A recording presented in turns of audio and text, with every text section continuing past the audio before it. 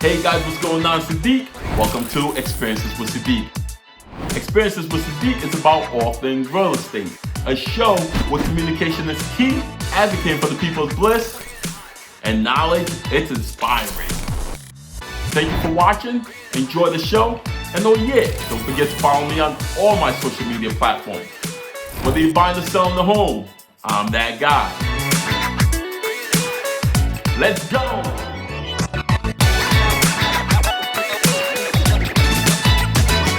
Hey guys, what's going on? Your man Sadiq. Welcome to Experiences with Sadiq. Today I have a great friend of mine. His name is Mr. Mike Harrison. I met Mike probably it's been almost 2 years. Mike and I had known each other. We actually came into this industry together, and we started off together in the same firm as well. It's crazy because I wanted to bring this guy onto the platform because this guy is killing it in the game.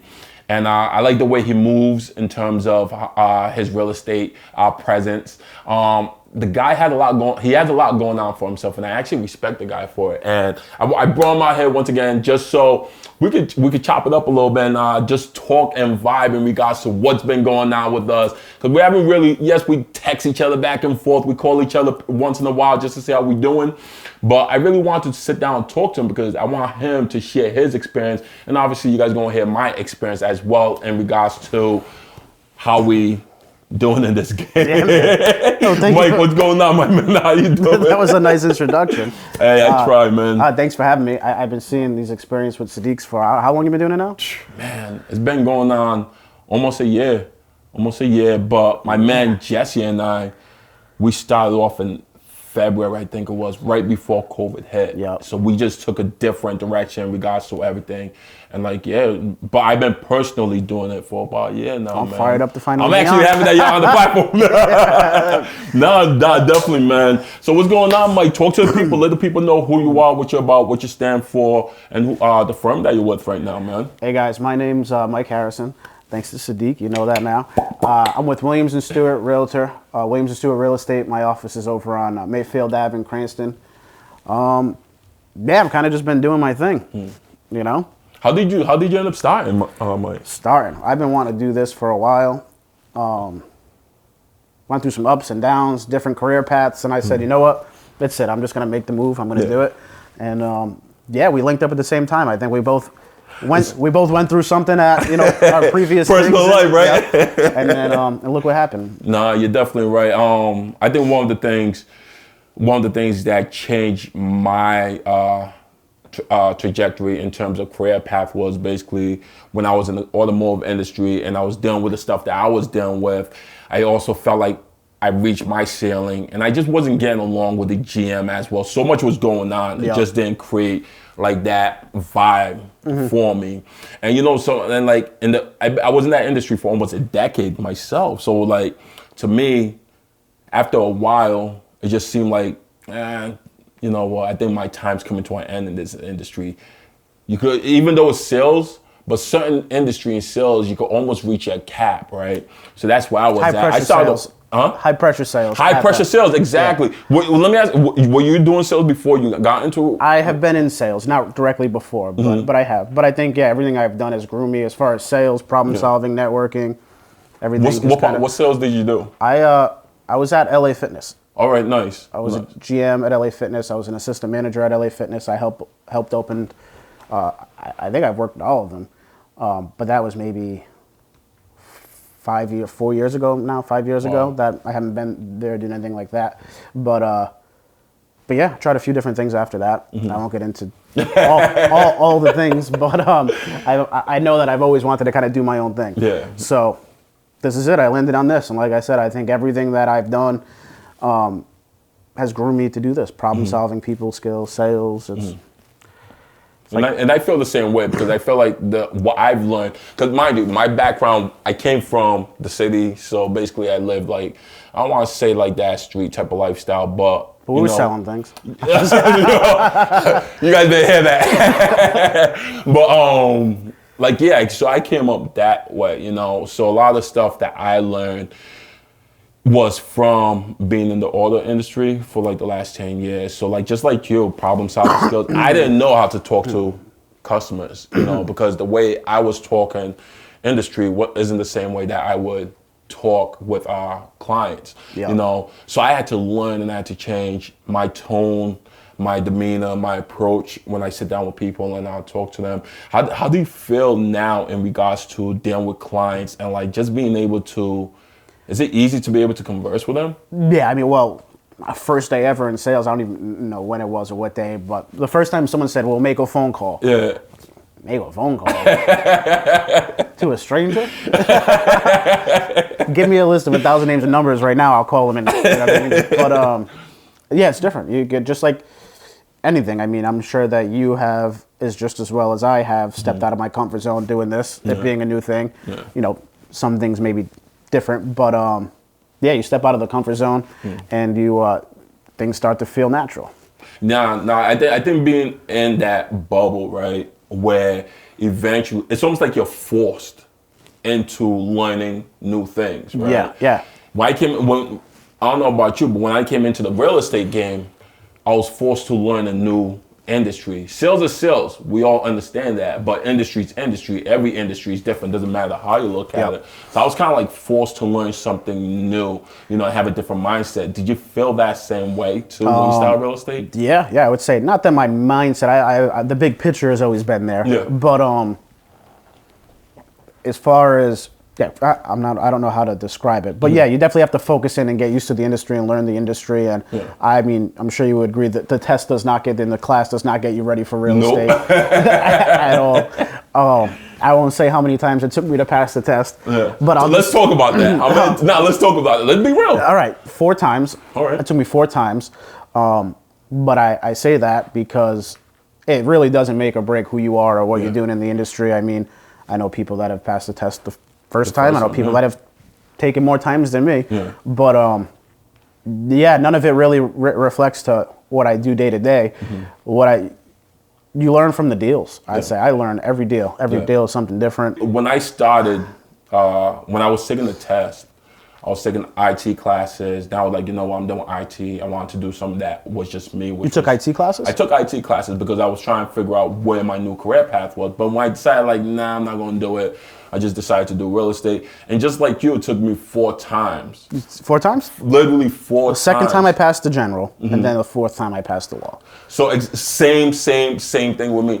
The first time I took the general and the whole test, specifically in general, I wanted to see or get an idea if I was studying correctly, you know. And I ended up didn't pass both, failing, I guess you want to say. So the second time I passed the general, but the law part, I failed, you know what I mean? So then it was getting to a point where like, wow, what am I going to do? You know, I want to get into this industry, but if I keep feeling I don't have the funds to constantly keep paying to be in this industry, you know, so like I had to go on Mass. I don't know where you took it the 4th time. I had to drive all the way to Mass, and I was telling myself, I went to Dartmouth. This is it. All right, so you went to. I wasn't Dartmouth for me. It was somewhere beyond Worcester. I forgot what city it was, and I was just like, this is it for me. If I don't pass it today, I'm not taking my real estate. Your 4th. That was your 4th one. That was my 4th time. My 4th one. It was. It was in and out, 15 minutes. Yeah? Nah. I told myself, I said, I'm not. All the other times I studied, I spent an hour taking the test. I said, I'm going in. I'm not second guessing anything. I'm clicking what I think is right. I'm moving on and I'm leaving. Yeah. 15 minutes. And you're done? In and out, left. They were like, you passed. I was like, all right. Oh, man, dude. I was like driving there, praying that passed. I swear to God. I was praying, and I get sweaty palms when I take tests. I hate taking tests, so I get sweaty palms, and I was just like praying, let me pass this. Steering wheel slipping. Swerving because I can't grip the steering wheel. But like, yeah, that's what I basically went through for the most part. But yeah, in terms of real estate, I think it's one of those industries that it takes tenacity, it takes a certain drive, and it takes a certain individual. How would you? I think you just have to want to get up and get after it every day. People always say, oh, you went into this full time, it's not secure, it's not I don't know. You know what I'm saying? Yeah. But I say people that work 9 to 5, same thing. Everybody's in the same boat. People that have jobs are a pink slip away from not having that job. Yeah. Where I'm in control of my own destiny. Yeah. I can, as long I'm not firing myself. I know that if I get up every day and I get after it, then I'm safe. And that's it. Like you don't have to worry about. It's basically your own business. Yeah, I think that's the difference between how people are successful and not successful in the business is you have to treat it like a business. Yep. It's not, granted, some people do it part-time, want to go on an extra vacation every year, this, that, the other thing, which is cool, but to scale and grow and for it to be sustainable, you have to treat it like a business. You have to treat it like a business. Let me ask you, as a new agent, can you describe some of your most difficult challenges you had to face so far in this industry? I wouldn't say they were challenges, but I would say stepping out of my comfort zone. Explain, how's that? For example, coming into the industry, you know that it can already take money to get going, to get your license and stuff. So one thing I did was I started putting some money towards marketing right away, which was even if it's like $500 a month, but with no money coming in, that's not that it's a lot, but it's something. So that was scary, but worked. You know, networking. I've always had a good network of people, but it's a different kind of network. You know, I didn't know any lenders. I didn't know any attorneys. I didn't, you know what I mean? To build all that up. So yeah, kind of getting out of my comfort zone and talking to people about an industry that I didn't really know much about. Yeah, but once I made those leaps and started making those relationships, that's when things started coming together. Nah, and that's how I felt too. Because when I came into the industry, I felt the same way. My biggest challenge was basically pretty much because I had no network going into this industry. Automotive industry, that was a different industry. You know people in and out, but there's a new industry. So I didn't know who was going to buy a home. I didn't know closing attorneys. I didn't know none of this stuff. So like everything was to me was new. And I had to, just like you, I had to network, I had to meet new people. We went to a lot of the networking events together. Yeah, exactly. Went to some networking events together. And then COVID hit. Sucks. That was the thing. COVID disrupted the way we were moving. And you were on a really great start, you know, right before COVID hit. And even after COVID, I don't want to say after COVID because we're still in the realms of COVID, but when the economy kind of opened back up for realtors, you were still doing phenomenal, you know. How did you set your mindset to continue pushing forward, even after COVID or during COVID? So I'll say it like this: being in this industry, you'll have naysayers or friends or family that say, "Oh, you're doing good now, but wait till the market changes." Yeah. You know what I mean? Yeah. Just like the market shifted because of COVID. So what I say is, look through history. Every bad situation or every time a market, and I don't even if it's not just the real estate market, but any market, every time something bad has happened, people have strived. Yeah. You know what I mean? Yeah. So I tell myself that I'm going to be one of the people that strive, and I'm going to make it happen. Yeah. So there are people that do good in every bad situation. I'm just going to be one of those people. That's the mindset I have, and that's how I kind of went into it, and how I keep. How was your support system? Great. Nice. Wife, coming into this industry. Yeah. I mean, to the day, I got to answer my phone a lot, this and that. She's great. But I was able, luckily, I mean, I would say because of her, able to just come into this and do it full time. Yeah. Her saying, you know, I trust you, just go do your thing. Yeah. Which has paid off for the most part so far. It's been pretty good. My brokers, Paul Zarella, Sue Rolls, awesome people, networking with other realtors, yourself, other mentor-like agents that I still have relationships with. Support's huge, even to just be able to, hey, Sadiq, how's it going? Yeah. That just, I don't know, that helps. Just, you know. Yeah. But it's almost like having like an accountability partner. You know, in a sense. Like, because we're not in the office with people we go to the office, but we're not going to say what's up to the same 10 people every day. You know what I mean? Exactly. So it's nice to reach out to somebody and you like feels like you're talking to someone that you work with. Yeah. And to me, like, how you had the support system, I kind of feel like I didn't have that type of support system, you know. So to me, it was, well, let me rephrase it. My friends, my close friends, were the one who was pushing me, like, because I was like in a dark place. Yeah, I remember the things you were going through. I was in a dark place coming into this industry. So luckily, I had some great friends who actually pushed me. I didn't have a significant other like you had, who actually was right beside you and basically like trusted you, you know, in terms of following your dreams. You know, I wish I had that, but obviously didn't have that. So having that type of support system, just knowing that your wife really stood there right by your side, you know, every step of the way, and just to, you know, make sure that your mindset was there. Because everything's a mindset that we do. It's all perspective. It's all mindset. And I think that was dope, you know. In terms of, for those individuals that's looking to get into the real estate industry, what type of words of encouragement would you like to give these individuals? Do it. If you're thinking of doing it, do it. Take the test. It's not super expensive. I think it might be under $300. Yeah. To take the class, link up with someone that's in the industry, get the license, link up with somebody that's, you know, producing. I would say find a mentor or two and start doing your thing. Surround yourself with people that are doing the things you want to do. And I think it'll start to happen. How important is mentorship for you? I think it's important, super important. I think that's why I'm getting the momentum and starting to do good is because of mentorship, and not even people that are doing better than me. This is like, I look at like you a mentor, like, you know what I mean? People that you can call, discuss, and lean on, and it's good to have.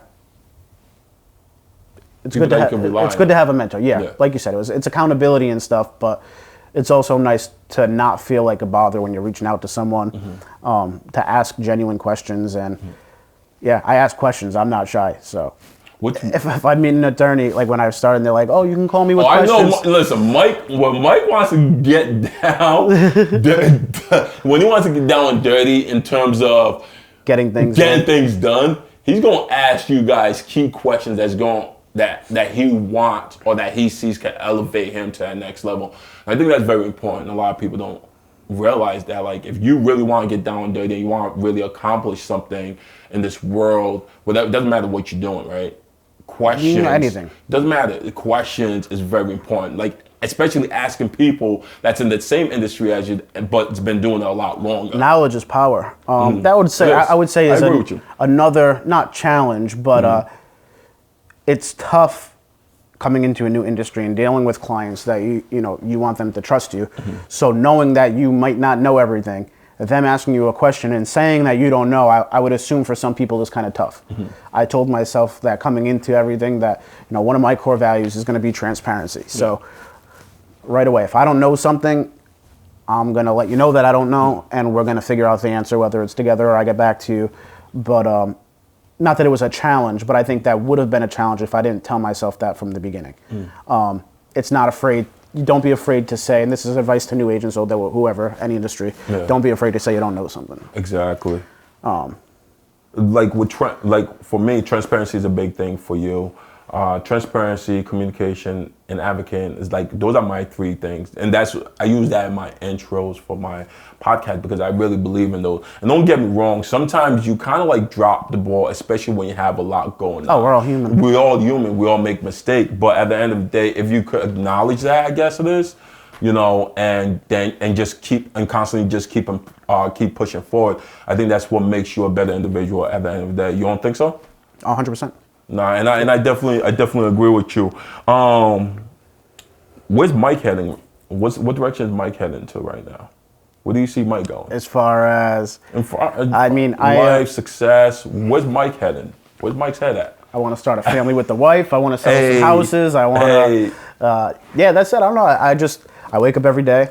I want to learn. I want to do what I'm waking up to do. Sell houses, help people buy, sell. I'm also, which excites me too, is that I'm here as a resource. So I mean, a lot of friends, family, or acquaintances, or even strangers, reach out just for questions. Like, even if you're not ready to buy or sell, we're a resource too. So I feel like we're a buying agent, listing agent, and like an encyclopedia. You know what I mean? We're everything. So, therapist. So it's fun. I don't know. Every deal we get to learn a lot about people. Yeah, it's pretty cool.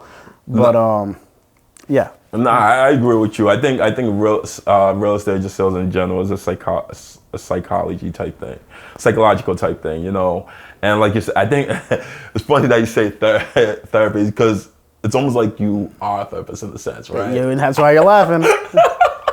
So it's so crazy. So I do get it because sometimes like you have to talk things out with these clients so they can understand. I mean, I've had a client go off and say, "Hey, I'm sorry, I just needed to vent." Yeah. And talk to me. Yeah. No, I've had clients who's literally lashed out, you know, and definitely wasn't towards me whatsoever, but because they were just so frustrated, you know, with everything, you know. So it's one of those things where like I had to like take a step back, collect my thoughts, and try to tell myself, all right, how can I help this client to realize it's just the industry, it's the process, it's trust the the process, process, you know, and just have to just trust you as an agent and everything like that. How do you usually communicate that with your clients whenever you're in a situation where like your back's against the wall, the client's coming at you, and you need to try to figure out how can I resolve this or help them out? I just tell myself that there's always, you can try to beat around trying to say something, but there's always a punchline, there's always something that needs to be said. Yeah. So whether or not people are upset, I've learned to so far, just say it, good or bad, you have to figure it out. Yeah. Whether or not a seller is not going to do the repairs that you want, or an appraisal came in low, or I don't know, any good news, bad news just needs to be said. And I think it's on us to be the calm, level-headed ones and sometimes take the wrath. Yeah, I agree. But yeah, I think that's us, right? To kind of mellow things out and let people know that it's all right. Well, I mean, people react. It's an emotional, it's a stressful, it's a very stressful for people. An anxious process for a lot of people if they haven't done it before. Even if, I mean, I've worked with people that have sold and bought 10 times and it's still stressful. Yeah. But yeah, like mediators. No, it's crazy because like I sit back and I think about that sometimes in terms of every client that I work with. After I'm done working with the client, I try to think back to myself, right? What did I learn from this experience? What did I gain from it? And what can I do to, if there was a problem, how can I eliminate it for the next client? Or what system do I need to put in place? It's every day you learn from every deal. Every day you're always learning something new, something different. Because no 2 days are ever the same, just like no 2 clients are ever the same. There's always something new about every single client. Which is also why I love the industry. Yeah, exactly. No, I feel you too. What do Mike have going on right now in terms of like, do you have anything going on for the people, for the public? What's going on? I saw something that you posted up recently. Oh, I got for the people. I got a couple pending for the people right now. Trying to get some people into homes. Nice. But I'm actually holding the torch for the company Real Men Wear Pink campaign. Can you explain that? Yeah. So through the American Cancer Society, they do a campaign. You know, in October. Amazing. Real Men Wear Pink. So every day in October, I'm going to wear pink. Nice. Pink shirt. Pink shirt today, kicking it off. Nice. So yeah, follow me on Facebook, social media. I'm going to be posting pictures of me in pink every day. Nice. My goal is to raise $10,000. Wow. So I haven't announced it yet. I think Sadiq may have a little idea with what I'm going to do in a pink tutu once I raise the money. I can't share that. That's him to share. But I plan on doing something pretty epic in a pink tutu if I raise my 10 grand. You may even catch me in a pink tutu out during the weekend beforehand. But I see you in the pink tutu, Mike, I think I'm just gonna have to put my head down and walk off like, Mike, what you doing? But I know it's for a cause. I'll be at an event this coming Friday, and I'll be in a pink tutu, so you'll see a picture. No, I definitely will support the cause. But yeah, there are links that you can donate. If you wanted to donate via Cash, Venmo, Cash App, reach out directly. We can handle that. If not, there's a link that'll be over here that you can click on and donate. Anything helps, $1, $5, doesn't matter. What's that $10,000 going to? Yeah, so to support, find cures for cancer, help patients, all around. Anything we can do to help is good. I mean, as far as I know, everybody that I know has been affected, you know, someone close or they know someone with cancer. And I have in my family. I did too. So, yeah, it's a good cause. I'm excited. Maybe have some fun doing it and bring some awareness to some people that maybe haven't really heard of the cause before, which I'm sure a lot of people have. But yeah, if you can donate. That's awesome. That's awesome. Wrap-up question for you, Mike. What's your interpretation of success? Ooh. Hey. So I think that everybody's successful feeling is different. You know what I mean? I feel like, well, success to some people may be making $200,000 a year. And it doesn't matter about their quality of life or what they, you know what I mean? So, hey, I made that 200 this year, but I didn't do XYZ with the family and I'm successful. Some people may think that it's making 60 grand a year and having a lot of time to spend with your family and just doing that could be successful for someone. Yeah. So I don't think there's a real way to measure success. I think it's Deep. based on the individual. That's deep, and that's well said. Yeah, that's it. You know what I mean? I don't think I'm successful yet because I don't think I've found that happy medium of just what I'm chasing it. I think I know what I need to get there for myself. Yeah. But yeah, I think it's different for everybody, whether it's financially, quality of life, or I think there are different aspects and relationships, all that variables that go into it. Yeah. But I think a big problem is that people constantly, because I mean, social media compare themselves to other people. Yeah. And this person is doing this; they seem successful. This person is going to this place, or they have this, and you're not in anyone's head. Yeah. So I don't think my advice is to don't compare yourself to other people, and have your own measures of success. And I think social media done a lot in terms of for a lot of individuals to create like a fictitious lifestyle, like a false sense exactly. of Exactly. And I think a lot of people are, like you say, people are seeing what other people are doing and thinking that person is living lavish. like a lavish lifestyle. No, people. You might see me on Facebook or on social media doing certain things. No, my struggle is just as real as any other individual struggle. My struggle is real. Mike, your struggle is real. We all have struggles. We all have struggles. It's like, it's normal. So like just paint that perfect and the person picture, making over $1 million, making $500,000, he still has struggle. She still has struggle. Yeah. It's crazy. It's crazy. So, but you guys know what it is. It's your man Sadiq. Was a great interview with my man Mike Harrison with Williams and Stuart. But until next time, you guys know what it is. Experiences with Sadiq, where communication is key, advocating for the people's bliss, and knowledge, it's inspiring. Catch you guys soon. Oh, before we go, hold on. Mike, talk to the people in terms of how they can reach out to you. Hey, I'm on. You can add me on Facebook. I do most of my engagements on Facebook. You can add my personal page, Michael Harrison. You can reach out via text or call 401-996-7153, and I'm sure there will be a link attached to this for you to donate as well for my Real Men Wear Pink campaign. Yeah, man, I'm happy to be here. Thank you for having me. I'm glad that you came and you joined and you sat down and we chopped it up real quick. But I'm not going to repeat myself. I already did that, people. But we'll catch you guys next time. Be good.